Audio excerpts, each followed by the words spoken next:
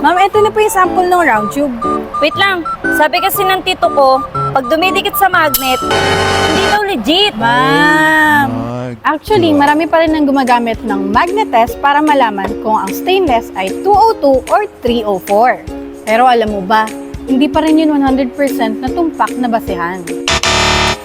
Generally, ang magnet ay hindi dumidikit sa chromium nickel na siyang komposisyon ng 304 quality na stainless. Ngunit ang hindi alam ng iba, depende sa paggawa, umiiba din ang magnetism ng stainless steel. Sa madaling salita, ang 304 stainless na to ay maaari rin maging magnetic dahil sa mga special process nito na nagpapalit ng kanyang non-magnetic state from non-magnetic to magnetic. Paano nga ba natin malalaman kung tama yung mga nabili natin? Mas nagtitiwala pa rin ako sa paggamit ng acid test dahil mas accurate ito and madali lang gawin. Pinapatak lang ang acid sa surface ng stainless at paglipas ng ilang minuto magkakaroon ito ng chemical reaction o pag-iba ng kulay.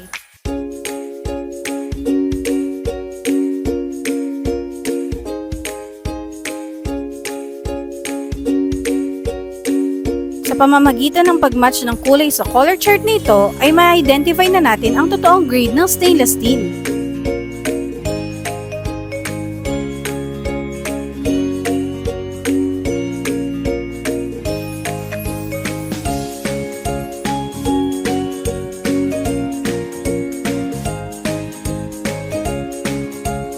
Kaya sa susunod ma'am, pag magta-test ka ng stainless, acid is the way.